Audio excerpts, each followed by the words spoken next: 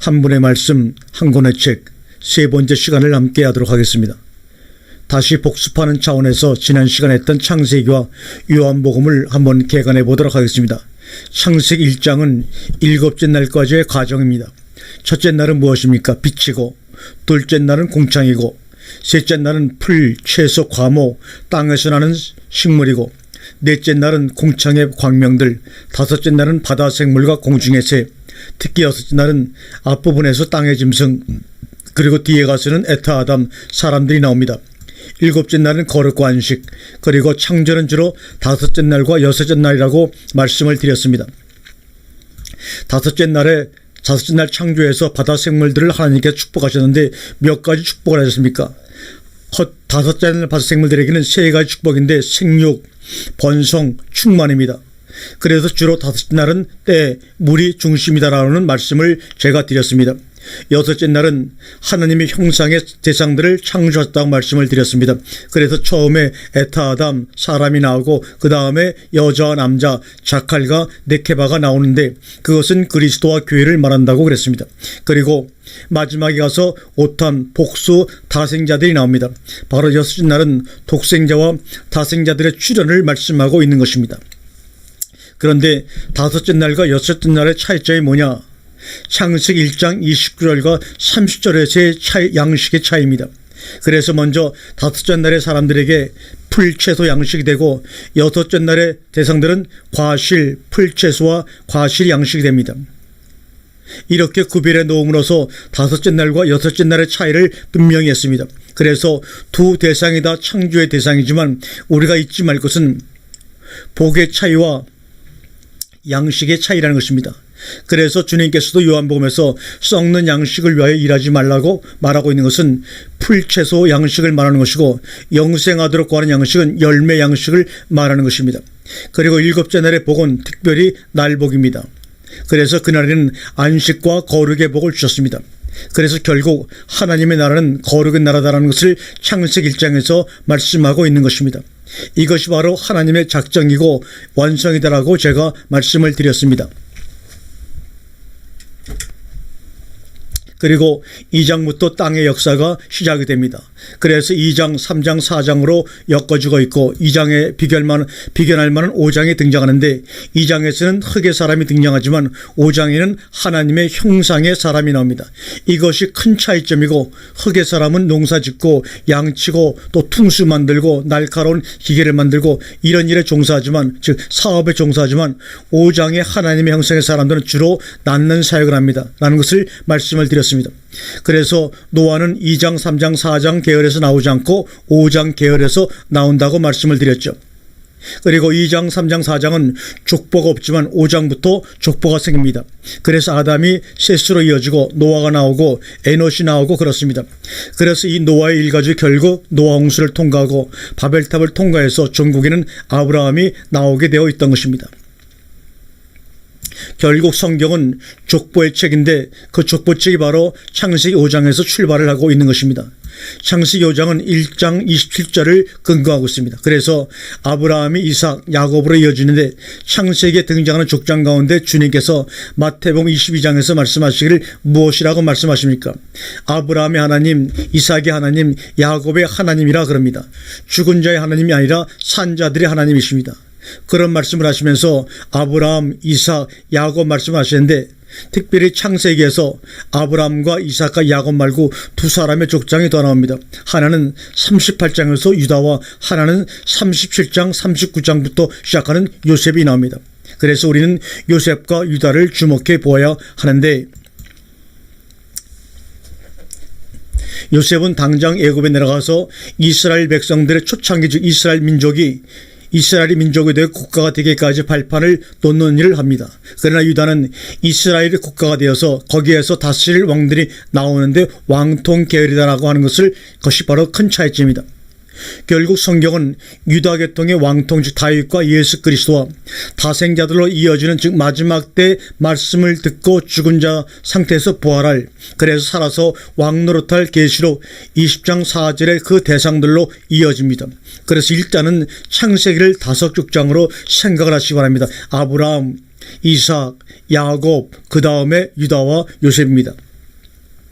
그래서 야곱 이후에는 유다와 요셉으로 갈라지는데, 요셉은 다분히 현세적인 축복을 많이 받은 사람이고 또 물질적인 축복을 많이 받은 사람입니다.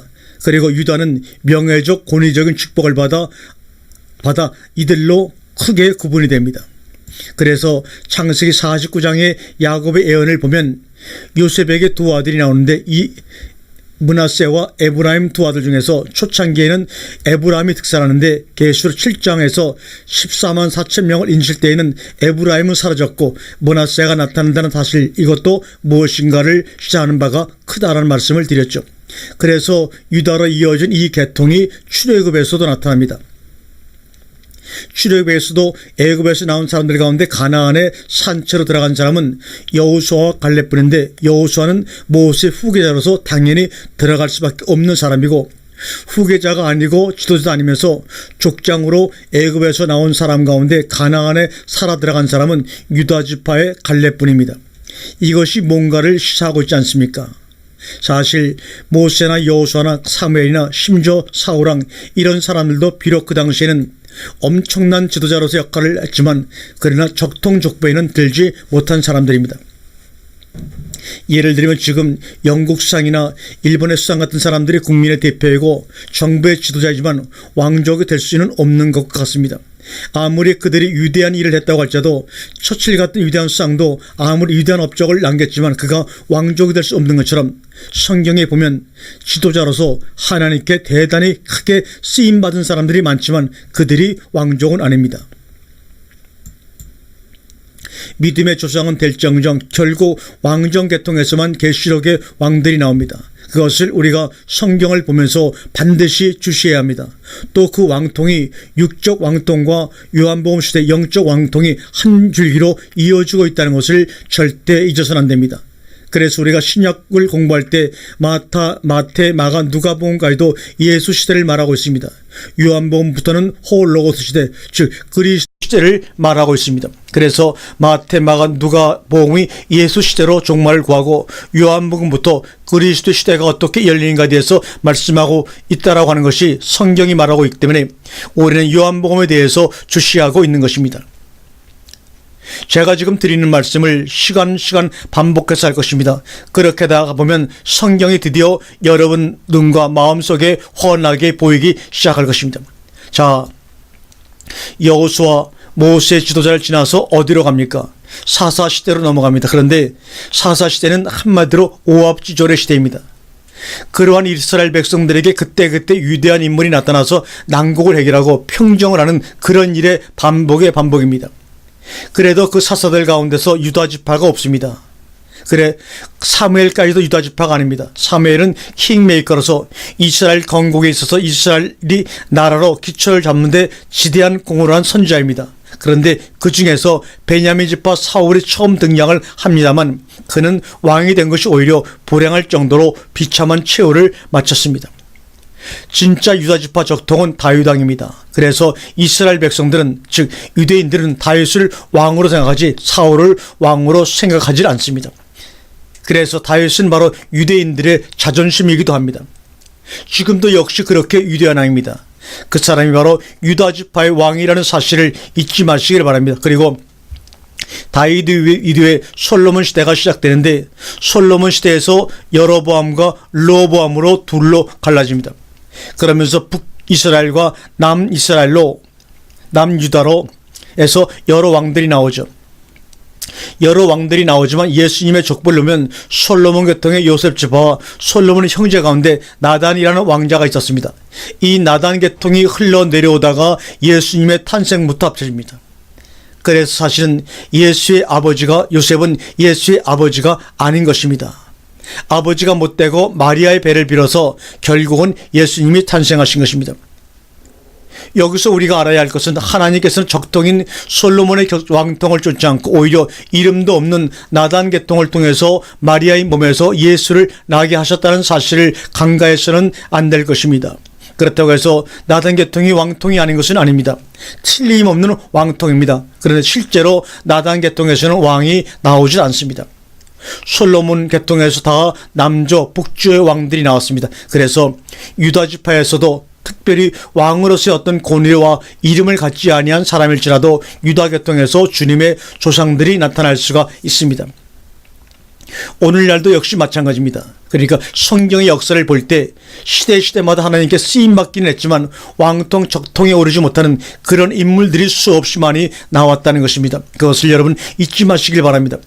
오늘날도 하나님의 복음 사역에 있어서 위대한 인물들이 많이 나옵니다. 그들이 지대한 일을 엄청나게 합니다. 그러나 그렇다고 해서 그들이 적통에 들어가는 것은 아닙니다. 나단같이 이름 없는 사람이라도 주님의 족보에 오르는 사실을 볼 때 하나님의 섭리는 우리의 상상을 뛰어넘는다는 것입니다. 우리의 측측을 뛰어넘습니다. 그렇게 해서 열왕시대가 끝나고 선지자들의 시대가 옵니다. 사실 선지자 시대는 열왕시대하고 겹칩니다. 그러니까 우리가 성경을 볼 때 족장시대가 시작된다라고 하는 것은 가문을 연다는 말입니다. 그리고 생육의 시대인 것입니다. 그 다음에 번성의 시대가 지나고 충만의 시대로 이어져 정복으로 나아가고 다스림으로 나아갑니다. 그런데 다스림의 시대에서 안식과 거룩으로 들어가지 못하면 거기서 내리막길을 걷게 되는 것입니다. 우리가 성경의 역사관을 가져야 할 필요성이 무엇인가 하면 창세기 1장대로 5째 날, 6째 날 거쳐서 7째 날에 들어가 버려야 합니다. 그러니까 신약시대가 완성의 시대라고 하는 것이 뭐냐면 역시 복음시대는 생육, 번성, 충만의 시대인데 이제부터는 정복과 다스림으로 들어갑니다. 그런데 정복과 다스림을 지나서 천국에는 히브리서로 들어가야 된다는 말입니다. 거룩과 안식으로 들어간다는 말이죠. 히브리서가 뭡니까? 바로 거룩과 안식 아닙니까? 그렇기 때문에 완성이라는 것입니다. 그런데 구약에서는 오복밖에는 못 받은 것입니다. 생육, 번성, 충만, 정복, 다스림까지는 다윗왕까지는 갔는데 그 이후로 거룩과 안식에 못 들어가니까 쇠퇴일로를 걷는 것입니다. 그때 나타나는 것이 누구냐면 바로 선지자들입니다. 그런데 선지자들이 나타났다고 하는 것은 바로 타락시대를 예고하고 있는 것입니다. 언제든지 그렇지 않습니까? 다윗왕 같은 사람에게도 밧세바를 빼앗아 온 사건이라든지 우리아를 살해한 사건이 등장하자 나단이라는 선지자가 나타나서 책망을 합니다. 또 사울왕이 범죄를 했을 때도 사무엘이 가서 책망을 합니다. 그러니까 선지자가 나타나서 책망을 한다고 하는 것은 범죄 사실이 있다는 것을 증명하는 것입니다. 그러니까 열왕시대의 선지자들이 가장 왕성하게 활동했던 것은 왕들의 범죄가 극심했다라고 하는 것을 간접적으로 우리에게 증거하는 것입니다. 그러면서 백성들에게는 비전을 주는 것입니다. 그런데 선지서의 공통점이 무엇인가 하면 심판에 대한 책망과 경고와 질책과 함께 하나님의 구원을 같이 전하고 있다는 사실입니다. 그래서 선지자들이 등장했다면 그 시대는 암흑의 시대고 범죄가 극심한 시대라고 하는 것을 알 수가 있습니다. 그렇게 해서 구약이 말라기로 끝이 나는 것입니다. 자, 그러면 우리가 신약으로 넘어가서 우리는 신약에서 크게 두 시대를 나눠야 합니다. 하나는 예수 시대이고 또 하나는 그리스도 시대입니다. 제가 지금부터 여러분에게 말씀을 드리는 것은 머리에다가 아주 입력시켜 버리시길 바랍니다. 그 부분적인 것들, 그러니까 열왕시대의 사건도 많았고 사무엘 시대에도 사건이 많았고 모세 시대에도 사건이 많았는데 그 시대상을 읽지 못하고 일어나는 현상들에 대한 책망입니다. 그러니까 성경의 역사 속에 사는 우리들은 시대상을 잘 읽어야 합니다. 아브라함의 시대가 어떻고 이삭의 시대가 어땠고 야곱의 시대가 어떤 시대인가를 제대로 읽어야 된다는 것입니다.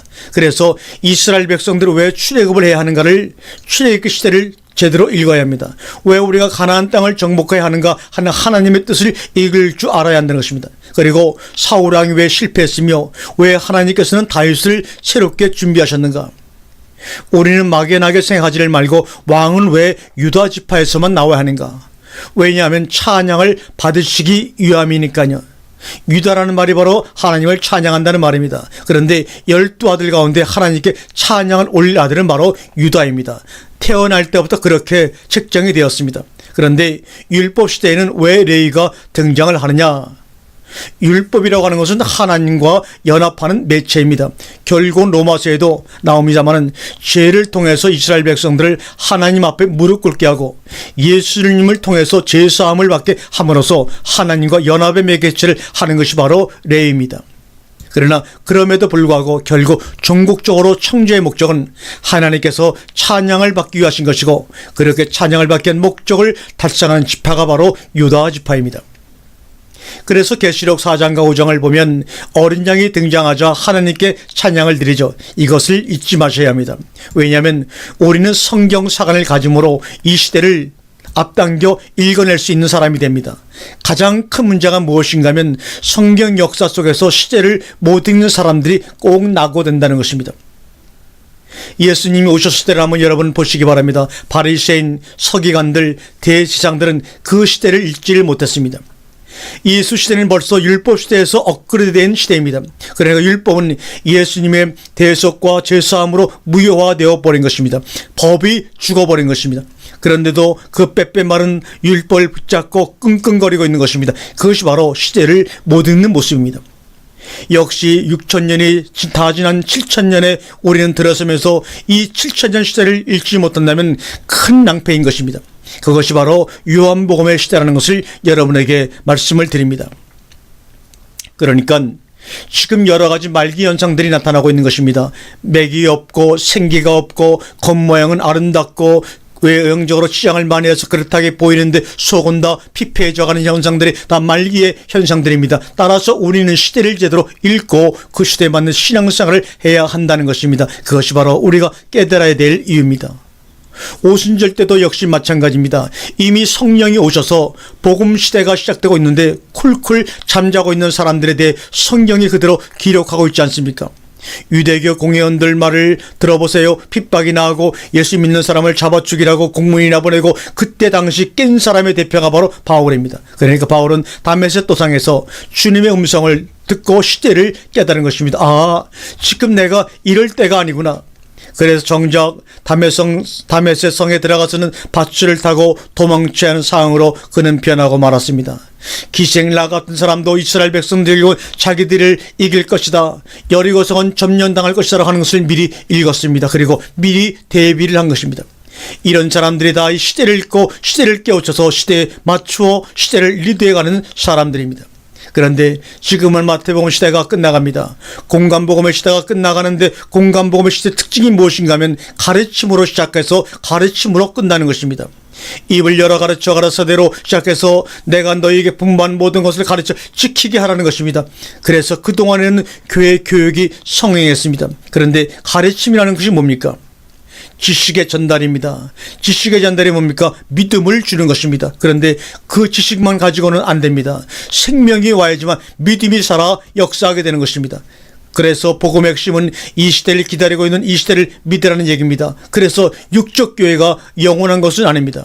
그래서 유럽도 미국도 건물을 통해서 예배를 드리고 있는 육적 교회들이 점점 다 사라지고 그 교회들은 다 다른 것으로 세상 것으로 변모해서 하나의 박물관처럼 돼버리고 말았지 않습니까?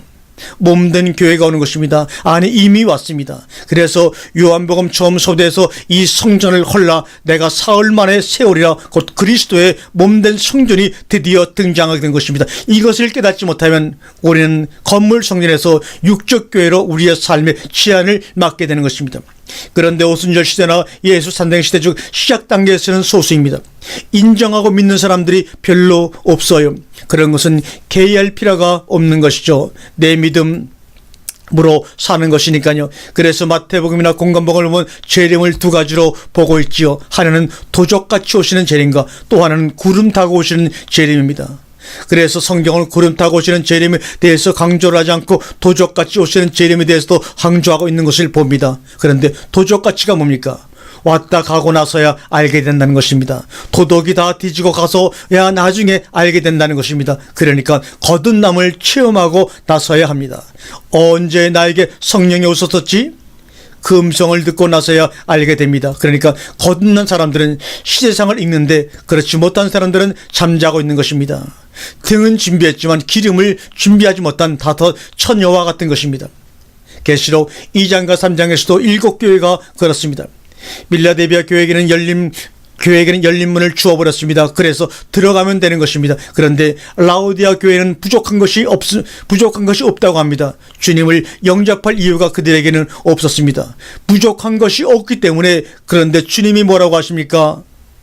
적은 무리여 무서워 말라. 너희 아버지께서 그 나라를 너희에게 주시기를 기뻐하시느니라. 아멘.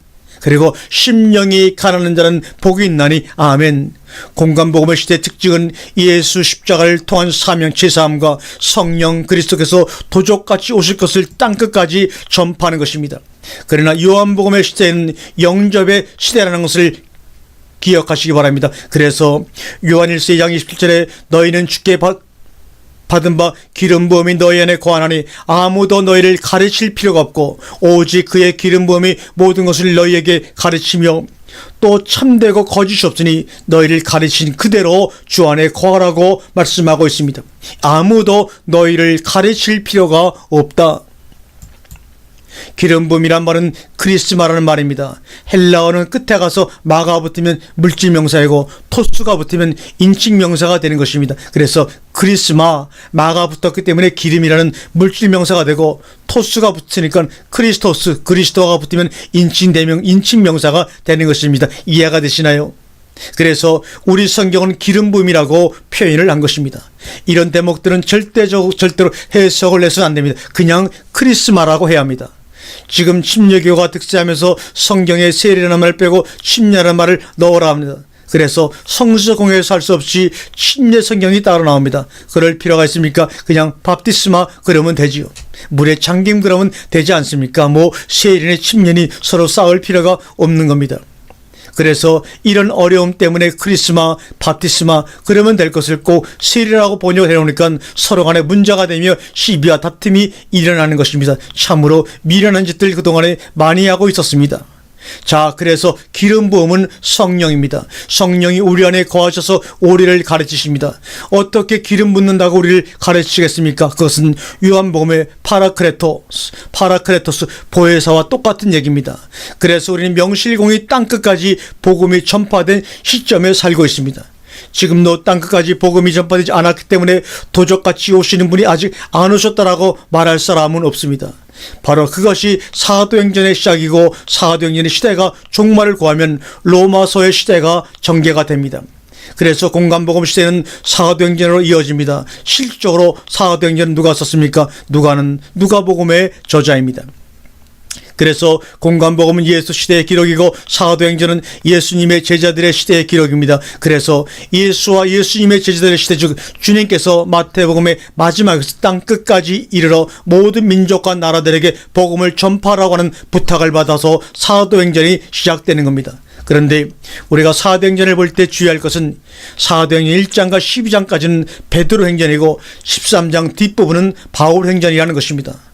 베드로 행전은 오순절 성령의 표적과 성령의 능력과 성령의 기사가 중점이고 바울 행전은 말씀이 중점입니다. 이것은 출애굽 과정에서도 그 증거가 나타납니다. 홍해를 건널 때는 불과 구름 기둥이었습니다. 불과 구름 기둥은 이스라엘 백성들 위에 있었습니다. 그러나 요단강을 건널 때에는 법궤가 하나님의 말씀이 앞을 섰습니다. 왜요? 요단강을 건널 때에는 불과 구름 기둥이 앞장서지 않고 법궤가 앞장을 섰느냐 하는 것입니다. 이런 상징들이 전부 다 성령의 두 가지 역사를 상징하는 것입니다. 바로 불기둥과 구름기둥은 위에서 내려 비치는 것입니다. 바로 에피 성령입니다. 위에 있는 성령이지만 말씀이라고 하는 것은 안의 성령, 엔 성령을 얘기합니다. 그래서 마태복음을 비롯한 공간복음서에는 주로 위의 성령을 강조합니다. 에피 성령을 강조합니다. 심지어 예수님께서 세례 요한에게 세례를 받으실 때도 비둘기 같은 성령이 위에 임했다고 합니다. 에피 성령입니다. 그렇습니다. 사도행전 1장 8절에서도 원문 성경에는 성령이 너희 위에 임하시면이라고 되어 있습니다. 이런 문제 때문에 원문 성경을 보아야 합니다. 그런데 사도행전 후반부로 가면서 바울 생전으로 변하게 되면서 표적과 기사가 없어지기 시작하고 말씀 사역만 합니다. 법궤가 앞장서는 것과 마찬가지입니다. 그러면서 말씀 사역이 어디로 이어지는가 하면 로마서로 이어집니다. 그래서 사도행전 마지막은 로마의 셋집에서 오는 사람들에게 성경을 가르치는 것으로 끝이 납니다. 이게 다 이유가 있어서 그렇게 기록한 것입니다. 그러면 로마서는 뭐냐? 로마서는 성경의 핵심이 뭐냐 하는 것을 아주 핵심적으로 뽑아 놓은 것입니다. 로마서 핵심이 뭡니까? 바로 로마서 8장입니다. 8장에는 생명의 성령이 나옵니다. 이 생명의 성령이 곧 그리스도의 성령, 요한복음의 성령입니다. 사도행전은 동적인 복음이라면 로마서는 안에 임하시는 정적인 복음입니다. 오순절 성령은 특정 사건에서 역사하시고 떠나가 버립니다. 그러나 요한복음 안의 성령은 한 번 오시면 영원히 떠나질 아니하십니다. 그것을 줄여서 우리는 영원한 생명 혹은 영생이라고 말을 하는 것입니다. 이해가 되십니까? 할렐루야, 아멘. 영생을 얻는 것은 그리스도를 얻는 것입니다. 이것을 잊지 말아야 합니다. 도적까지 오셨기 때문에 흔적이 없어요. 증거가 없습니다. 그래서 성령은 받는 자 외에는 모른다는 것입니다. 받는 사람만 아는 것이 바로 성령입니다. 그것이 말씀의 증거를 통해서 나타나지만 안 믿으면 소용이 없습니다. 그래서 요한복음 시대는 말씀을 받아야 합니다. 무조건 영접해야 합니다. 성경의 근거가 분명하다면 받아야 합니다. 요한복음 시대의 말씀을 받지 아니하면 그것이 곧 성령 해방자가 되는 것입니다. 지금 우리가 공부하고 있는 이 모든 내용들이 지식에서 나오는 것들이 아닙니다. 성령의 역사로 나타나지는 현상들입니다. 그러니까 지금은 일단 받아놓고 보세요. 그러면 언젠가 참 그거 신통하네, 이럴 수가 있나라고 탐복하실 것입니다. 아주 중요한 시기에 여러분은 바로 이 영상을 통해서 말씀을 듣고 계신 것입니다. 예수님께서는 요한복음 14장에 그런 말씀을 하셨습니다. 나를 믿는 자는 나의 하는 일을 할 것이요 이보다 더 큰 것도 하리니. 예수님이 오셔서 한 사람이라도 구원하셨습니까? 베드로가 구원받았습니까? 안드레, 야고보가 구원받았습니까? 그래서 주님이 빌라도에게 뭐라고 하십니까? 요한복음 18장 37절에 베드로가 가로되 그러면 내가 왕이 아니냐? 예수께서 대답하시되 내 말과 같이 내가 왕이니라. 내가 이를 위하여 났으며 이를 위하여 세상에 왔나니 곧 진리에 대하여 증거리 함이로다. 무릇 진리에 속한 자는 내 소리를 듣느니라 하신대. 예, 그렇습니다. 예수님도 진리를 증거하러 오신 분이라는 겁니다. 그래서 마음의 이스람 교에서도 예수도 선지자라고 하는 것입니다. 그 증거를 요한복음 18장 30절에서 찾는 것입니다. 예수님 당시에 병 고치고 소경이는 뜨고 죽은 자를 살리고 야단 법석을 떨었지만 예수님이 십자가에 죽으실 때 누구 하나 와서 당신은 나의 주님이십니다라고 한 사람이 있습니까? 여자들 몇 명 그 밑에 쪼그리고 앉아 있었습니다. 그렇다고 그 사람들이 믿었습니까? 왜 그러시면서도 무슨 배짱으로 오셨냐 하는 것입니다. 당신이 그리스도로 오실 때 완성된다는 것입니다. 곁에서는 안 됩니다. 속으로 들어가야 합니다. 속을 변화시켜야지요. 겉에서 아무리 지식으로 가르쳐 놔야 흉내는 낼지 몰라도 문의는 그릇하게 보일지 몰라도 사람은 변하지 않습니다. 예수님은 그리스도로 오셔서 각 사람들 속에 들어가서 속사람이 되어가지고 그 사람들을 변화시킬 것을 아시기 때문에 진리에 대해서 증거하고 가신 것입니다. 이제는 이 사실을 땅끝까지 이 사실을 전파해라. 나는 반드시 온다고 말합니다. 그래서 요한복음 14장은 내가 가서 처소를 예비하면 내가 다시 와서 나 있는 곳에 너희도 있게 하리라고 하신 것입니다. 이 엄청난 사건이 일어나는 이때 예수님 당시처럼 너무나 조용하고 너무나 무관심하다는 것입니다. 우리는 로마서 7장을 알아야 합니다. 로마 7장이 뭡니까? 인간의 갈등입니다. 인간의 무슨 갈등입니까? 지식의 갈등을 로마 7장이 표현하고 있습니다. 아는데 되지를 않습니다. 지금은 스마트폰으로 손가락으로 몇 개만 까딱하면 알고 싶은 모든 것들이 다 너무너무나 알 수 있는 것이 너무나 많아서 감당하지 못할 정도로 지식의 포화가 터질 정도로 되는 시대에 살아가고 있습니다. 앞으로는 얼마나 지식이 넘칠지 정말로 상상조차 할 수 없는 시대입니다. 바로 그런 가운데서 지식의 갈등이 일어나게 되는 것입니다. 선을 행할 줄 알면서도 행하는 것은 악을 행한다는 말이 그 속에서 나오는 것입니다. 작심을 하면 뭐합니까? 안 되는데요. 그래서 내가 사로잡혀 끌려 들어가는 것을 본다고 사도 바울이 말하면 오라 나는 공고한 사람이로다. 누가 이 사망의 몸에서 나를 건져내랴. 오늘날 우리들의 갈등이 뭡니까? 바로 사도 바울의 갈등이 아닙니까? 마음은 원인어되 육신이 약하구나. 동일하게 원함만 했지 우리에게도 행함이 없습니다. 그것이 바로 로마서 7장의 갈등인 것입니다. 그러면 로마서 6장은 뭡니까? 죽어라입니다. 죽어라. 그리스도와 함께 내가 죽어야 된다는 것입니다. 이 십자가가 없는 것입니다. 그런데 우리는 어떻게 알고 있습니까? 예수는 죽었으니까 나는 안 죽어도 된다는 것 아닙니까? 예수 한 사람만 죽으면 된다는 것입니다. 그 예수의 한 사람의 죽음으로 나는 살 수 있다고 하는 것입니다. 이렇게 잘못된 생각을 누가 가르쳐 주었습니까? 그런데 로마서 6장은 같이 죽어야 한다고 합니다. 다 같이 장사되어야 한다는 것입니다. 예수님의 육체와 내 육체가 같이 묻혀버려야 합니다. 이것이 살아가지고 7장의 갈등을 일으키는 것입니다. 그러니까 6장 7장은 전부 다 율법의 적용을 받는 것입니다. 율법이 아니었더라면, 내가 계명을 알지 못하였더라면, 내가 탐심을 알지 못했을 것이다. 탐심을 알고 나니까 죄는 살아나고 나는 죽어버렸어요. 어떻게 된 것인지. 그러면 이제부터는 좀 제대로 살아야 되겠다. 그래서 사도 바울이 완전히 주님 앞에서 다메스코 땅에서 손을 들어버린 것입니다. 그래서 8장에 육신을 쫓지 않고 성령을 쫓아 행하는 자는 정죄함이 없다고 당당하게 선포를 하게 된 것입니다. 왜요? 법이 다릅니다. 생명의 성령의 법과 죄와 사망의 법이 다릅니다. 법적 용어가 다릅니다. 우리가 육신을 쫓다가는 한도 끝도 없이 죄와 사망의 법 적용을 받습니다. 내가 육신을 쫓아 살면 죄와 사망의 법 적용을 받을 수밖에 없는 것입니다. 안 받으려면 성령을 쫓으라 이 말입니다. 그러면 정죄하고는 상관이 없습니다. 둘 중에 하나를 택하라는 것입니다. 육신의 생각은 사망이고 영의 생각은 생명과 평안입니다. 왜 문제가 되느냐? 육신의 생각은 하나님과 원수가 되기 때문입니다. 이것이 바로 문제입니다. 이게 하나님의 법에 굴복하지 않고 굴복할 수도 없어요.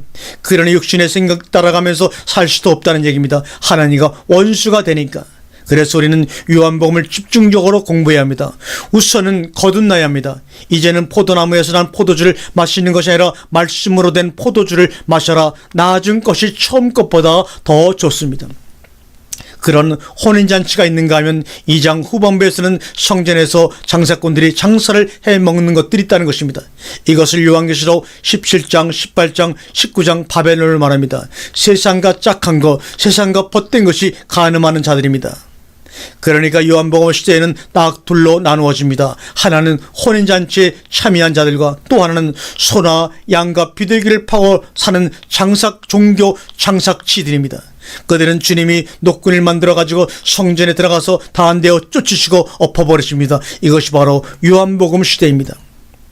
요한복음 3장에 니고데모가 밤중에 주님을 찾아옵니다. 이 사람은 아직도 명예를 사랑하고 권세를 사랑하고 조건을 사랑하고 있어서 그 갈등을 어떻게 감당하지를 못합니다. 그러니까 주님이 뭐라 그럽니까? 거듭나라는 겁니다. 거듭나라. 그러니까 니고데모가 뭐라고 합니까? 어머니 뱃속에 들어갔다가 나와야 합니까? 그것이 육신의 생각이라는 겁니다. 물과 성령으로 거듭나지 아니하면 하나님의 나를 볼 수도 없고 들어갈 수 없다 말합니다. 육으로 난 것은 육이요라고 말합니다. 육이냐 영이냐 하는 것입니다. 여러분의 현재 모습이 육이냐 영이냐 하는 것입니다. 육이라는 것 때문에 3장 14절이 있는 것입니다. 모세가 뱀을 든 것 같이 인자도 들려야 하리라. 영생 때문에 16절이 있는 것입니다. 독생자를 주셨으니 저를 믿는 자마다 멸망치 않고 영생을 얻으려 합니다. 14절은 과거 청산입니다. 끝났습니다. 14절도 영생을 얻게 하려고, 그러지 않으면 멸망하니까. 16절도 영생을 얻게 하려고 인자가 들린 것도 영생 때문에, 독생자를 주신 것도 영생 때문에, 결론은 영생이 뭐냐 이것입니다. 그리스도 따로 영생 따로가 아닙니다. 그 안에 생명이 있었으니 이 생명은 사람들의 빛이라. 그래서 예수 그리스도는 빛으로 세상에 오신 것입니다.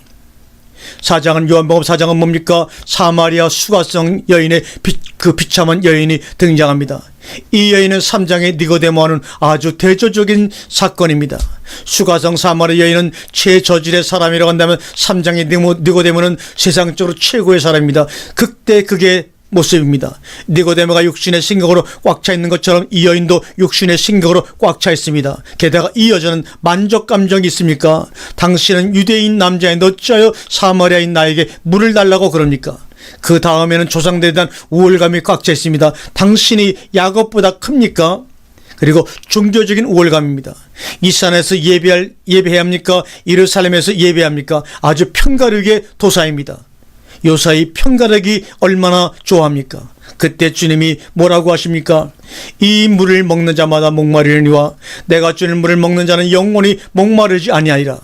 이 산에서도 말고 예루살렘에서도 말고 성령과 진리 안에서 아버지께 예배할 때가 곧 이때라. 영적 예배입니다. 아버지께서는 이렇게 예배하는 자를 찾으시냐고 그 여인에게 응답하십니다. 사마리 여인이 또 묻습니다. 당신이 그리스도시니까 그리스도가 오시면 모든 것을 우리에게 말씀해 주신다고 그랬습니다. 주님이 그때 너에게 말한 내가 바로 그니라 자기를 드러내셨습니다. 니고데모에게는 예수님이 자기네 정체를 나타내지 아니하셨는데 이 여인에게는 자기가 그리스도인 것을 계시하셨다는 말입니다. 4장 후반부에서는 가나안 혼인잔치 첫 번째 표적을 베풀었던 그곳에서 아들이 죽어가는 왕의 신하를 만납니다. 내 아들이 살았다는 그 말씀을 그대로 받아들입니다. 또 가다가 종들을 만납니다. 그 종들이 당신의 아들이 살았습니다. 언제냐? 제7시의 열기가 떨어졌습니다. 그 시간은 바로 주님이 말씀하셨던 시간이었습니다. 진짜 말씀의 시대가 옵니다. 말씀을 통해서 그동안의 은사가 감당했던 모든 것들을 이 말씀이 감당하는 시대가 이미 도래했습니다. 5장은 뭡니까? 유명한 38년 된 병자 이야기가 나옵니다. 사람이 고정관념에 한번 사로잡히면 이것이 수갑이 돼서 그 사람을 버리려는 생각을 하지 않습니다. 시대가 달라지면 생각도 달라지고 모양도 바뀌어야 하는데 자기는 못 일어난다는 것입니다. 자기가 못 일어나는 것은 기정사실이고 문제는 물에 동할 때 자기를 던져줄 사람이 없다는 것입니다. 자기가 가려고 하면 다른 사람들이 먼저 간다는 것입니다. 원망투성입니다. 남에게 책임전가 투성입니다. 누구 때문에 안 된다는 것입니다. 그때 주님은 내가 낫고자 하느냐? 이 말은 내가 낫고자 하면 이해하고 대답을 해야지 왜 원망을 하고 다른 탓을 하느냐 이 말입니다. 내 자리를 들고 걸어가라. 그 말씀 때문에 일어나지는 것입니다. 내 자리를 들고 걸어가라. 그 말씀 때문에 일어나는 것입니다. 아무도 38년 동안 자기에게 그렇게 말해준 적이 없습니다. 고정관념이 그 사람을 사로잡고 있었던 것입니다. 그래서 안식일의 병을 고쳤다고 예수를 또 죽이려고 그럽니다. 절대로 이 사람에게 말하지 말라고 그랬는데 나를 고친 자는 예수다라고 온 동 다니면서 소문을 내고 떠들었기 때문에, 그런데 반대로 자기에게 나타난 역사를 말하지 않을 수도 없겠지요. 그래서 말씀의 역사는 드러날 수밖에 없습니다. 광고에서가 아니라 자기에게 그 말씀이 이루어진 자들의 입소문 때문에 그렇습니다. 이것이 바로 말씀의 역사입니다. 요한복음 6장의 오병이어 사건과 썩는 양식은 대표적인 우리의 심리입니다. 궁중의 심리입니다. 임금을 이제 삼자는 것입니다. 무서운 궁중 심리에 휘말리면 우리 모두 다 죽어버립니다. 떡을 먹고 배부르는 까닭이로다. 오늘날 기독교가 기복신앙이 없으면 허수아비입니다. 이제도 기독교 유지하려면 기독교 기복신앙이 나타나 주어야 합니다. 정말로 잘못됐지요. 11절 바쳤더니 축복을 받더라. 언제부터 이런 유행어가 교회 속에 넘쳐납니까? 충성 봉사했더니 사업도 잘 되더라. 이런 헛소리가 없으면 기독교는 명맥을 유지하지 못하는 기독교가 되어버리고 말았습니다.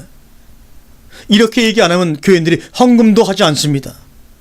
이 말씀을 전하다 보니까 우선 현금이 끊어집니다. 기복신앙이 없으면 거래가 안 됩니다. 그러니까 여러분들이 새벽기도 가서 하는 기도를 누군가에다 녹음을 해서 틀어보세요. 무슨 기도를 하고 있는가? 새벽에 일찍 잠도 못 자고 와서 장사꾼적인 얘기만 늘어놓다가 갑니다. 그것을 기도라고 생각합니다. 그것도 안 되면 때를 씁니다. 철야하고 금식하고 앉으면 죽을 듯이 소리 높여 때를 씁니다. 우리가 무엇을 하여야 하나님을 믿을리까? 보내신 자를 믿는 것이 하나님의 일이라는 것을 깨달으시길 바랍니다. 아멘. 신방하고 전도하고 설교하고 목회하고 하는 그런 것이 하나님의 일이 아니라 보내신 자를 믿는 것이 목사나 장로나 성도들 다 하나님 일을 하는 것입니다. 하나님의 일을 하는 것입니다. 그런데 믿지를 않아요. 신방하고 전도하고 설교해야지만 하나님 일을 하는 것을 알아요. 들의 백합화도 믿고 있고 공중에서도 믿고 있고 땅에게는 미물도 믿고 있는데 목사가 안 믿고 장로가 안 믿고 집사가 안 믿고 교인들이 안 믿어요. 의인의 기도는 역사하는 힘이 많다. 그래서 먼저 의인이 된 다음에 기도를 해야 합니다. 먼저 그의 나라와 그 일을 구하라고. 그래서 주님이 말씀하신 것입니다. 그래야지 하나님의 뜻에 합당한 기도를 하지 않습니까? 그의 나라와 그의 의가 무엇인지도 모르고 축복만 주세요 그러면 안 됩니다. 이 세상에서 잘되게 달라고요? 아니, 떠나야 될 세상을, 버려야 될 이 세상을 잘 살라고 아직 말뚝박고 영원히 살려고 하니 문제라는 것입니다. 왜 그러느냐? 왜 그렇게 살 수밖에 없느냐? 요한복음 7장의 때가 아직 안 왔어요. 그래서 주님이 아직 올라가시질 않습니다. 그런데 명절 끝날 그날에 외치십니다. 나를 믿는 자는 그 배에서 생수의 강이 넘치리라. 배에서 생수의 강이 넘쳐나는 때입니다. 무엇이 부족합니까? 하늘문을 열어 쌓을 것이 없도록 붙지 아니하나 보라. 무엇을 구해야 합니까? 무엇이 더 필요합니까? 들의 백과 보와 공중의 새와 비둘기가 굶지 않아서 믿지 않아서 굶어 죽었습니까? 우리는 너무너무 많은 달콤한 세상과 인간 문화 함정에 빠져서 허우적거리고 있습니다. 시골에 간 빈집들이 얼마나 많은지 모릅니다. 조금만 숨보면 다 살 수 있는 그런 집들입니다. 그런데 서울로만 모여드는 것입니다. 수도꼭지를 빨려고요. 발장에 속이는 자가 누구의 죄입니까? 가늠하다가 현장에서 잡힌 여자를 돌로 쳐 죽이리까? 왜 죄의식으로만 그렇게 꽉 짜있냐 하는 것입니다. 예수님의 죄사함을 믿겠다고 나온 자들이 속에 아직도 죄의식으로만 꽉 짜 있느냐 하는 것입니다. 언제까지 예수 십자가를 찾을 거냐 하는 것입니다. 우리를 위해 돌아가신 지가 바로 2000년이 넘었는데 언제까지 그렇게 말입니까? 나도 너를 정죄하지 아니하노니 가서 다시는 죄를 범치 말라. 나는 세상의 빛으로 왔나니 나를 따르는 자는 어둠에 있지 아니하고 생명의 빛으로 들어갈 것이다. 그런 어두운 생활을 청산하고 나를 좀 따라오지 않을요? 요한복음 9장에 보면 나면서 소경된 자가 나오는데 또 죄 문제를 고납니다. 누구의 죄로 인해 이 자가 소경이 되었습니까? 이것이 바로 죄인이 하는 얘기입니다. 나쁜 짓을 해서 죄인이 아니라 의식 속에 죄가 가득 차 있는 것이 죄입니다.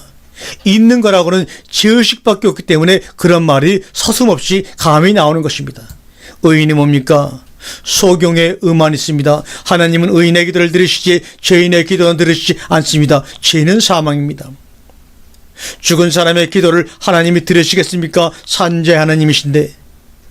요한복음 10장에서 드디어 선한 목자가 나옵니다. 양을 위하여 목숨을 버린다. 그분이 선한 목자로서 목숨을 버리는 것은 누구를 위한 것입니까? 당신의 양을 위해서입니다. 선한 목자는 양들을 위하여 목숨을 버리거니와 삭구는 이리가 오면 도망가 버립니다. 왜요? 자기 양이 아니니까. 우리가 제발 하나님의 입장에서 우리를 좀 내려다 보았으면 좋겠습니까? 특별히 목사님들 중에서도 여러분이 정말 선한 목자라면 양들을 위해서 목숨을 버리고 있습니까? 이것은 제 자신에게도 묻는 질문입니다. 우리 입장에서만 하나님을 졸라대니까 세상에 하나님과 우리 사이에 불통이 역사하는 겁니다. 소통이 안 돼요. 박정희 전 박근혜 형 대통령이 불통하는데 그 사람의 불통을 닦을 것이 아니라 우리가 하나님과 소통되지 못하는 것을 더욱더 애통해야 한다는 말입니다. 요한복음 11장에서 마리아와 마르다의 의식을 한번 보시기 바랍니다. 오늘날 우리의 믿음하고 얼마나 똑같습니까? 마지막 날 부활 때는 살 줄을 믿습니다. 믿음 좋아 보이죠? 내 오라비가 살리라 줄줄줄줄 나옵니다. 교리는, 우리 기독교 교리는 마지막 날 부활 때 다시 살 줄을 믿습니다. 그러나 지금이라도 주님께 무엇을 하실 수 있으시면 우리 오라비가 살 줄로 믿습니다. 를 아주 외워 고백해버리고 맙니다. 자기 생각이 없어요. 나는 부활이요 생명이니 나를 믿는 자는 죽어도 살리겠고 내가 살아도 믿는 자는 영원히 살리라. 내가 이것을 믿느냐? 주여 믿나이다. 입에서만 나옵니다. 가자. 내 오라비를 살리러 가자. 가자. 네 아비를 살리러 가자. 가자. 내 나라를 살리러 가자. 돌무덤 앞에 서서 돌물 옮기라고 하니까 앞에서 가로막고 나서는 자가 마르다입니다. 주님, 이 돌물 옮기라니요. 이미 벌써 우리 오라비는 죽었고 벌써 시체의 냄새가 코를 징징 찌를 정도로 냄새가 납니다. 이성과 상식으로 꽉 차 있는 교양인들이 너무나 많습니다. 그러나 하나님 말씀은 이성과 교양을 초월한 신비입니다. 능력입니다. 사랑입니다. 요한복음에 예수 그리스도가 오시면 누가 반대하는 줄 아십니까? 교회가 반대합니다. 당신 이런 모습으로 오면 안 됩니다. 만왕의 왕으로 구름 타고 엄청나게 와야지. 이게 뭡니까? 왜 유대인들이 예수를 영접하지 못했습니까? 그런 식으로 오는 것은 메시아가 아니라는 겁니다. 그렇게 시시하게 올 것 같으면 우리 교회 오지 말라는 말입니다.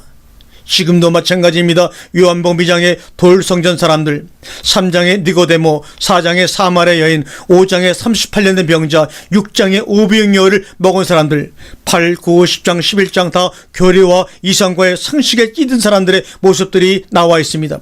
드디어 12장에서 주님은 이 무리들을 다 떠나버리고 맙니다. 떠나십니다. 그리고 제자들만 그 옆에 품습니다.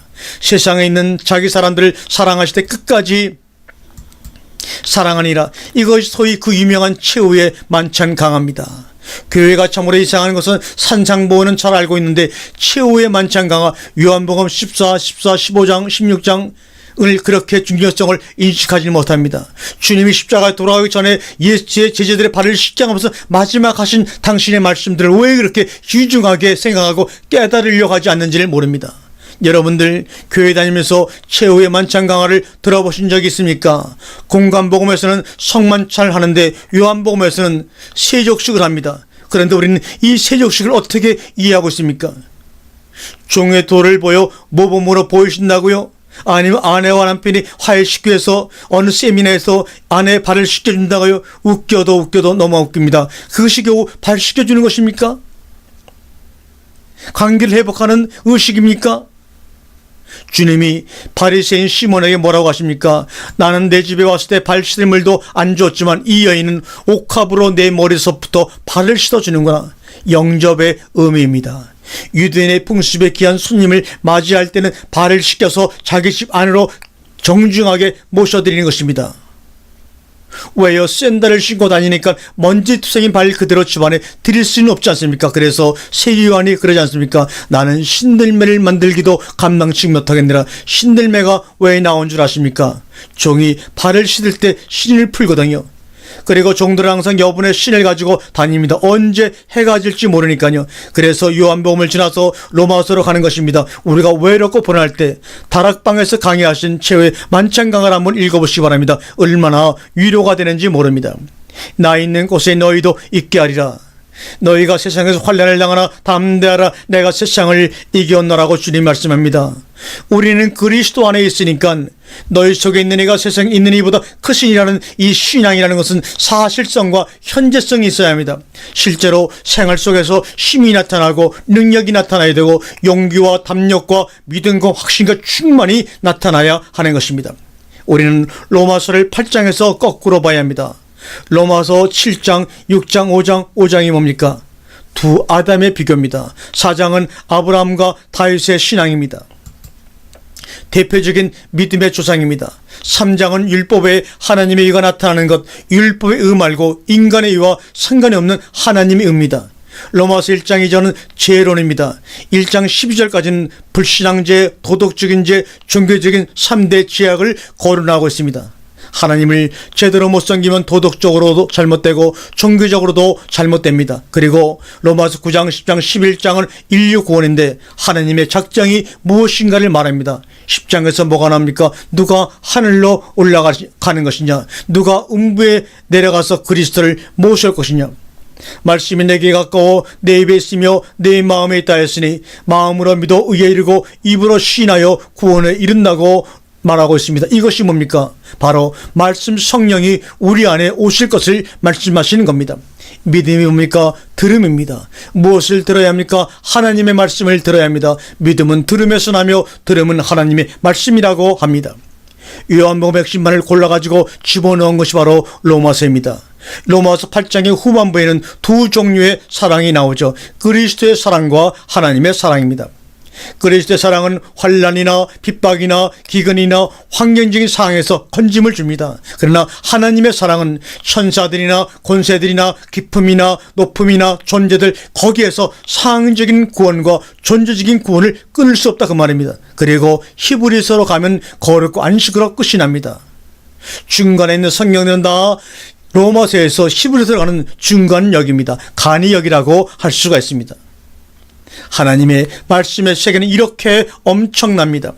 어째서 창세기에 그런 말씀이 나오고 어째서 사무엘서에서 그런 말씀이 나오고 줄거리를 알고 나면 내 자신이 움직이는 성경이 됩니다. 아무쪼록 이번 기회에 하나님의 말씀을 육의 신비의 세계에서 내 속에서 항상 말씀이 입체적으로 움직여지는 축복을 받으시기를 주님의 이름으로 축원합니다. 아멘.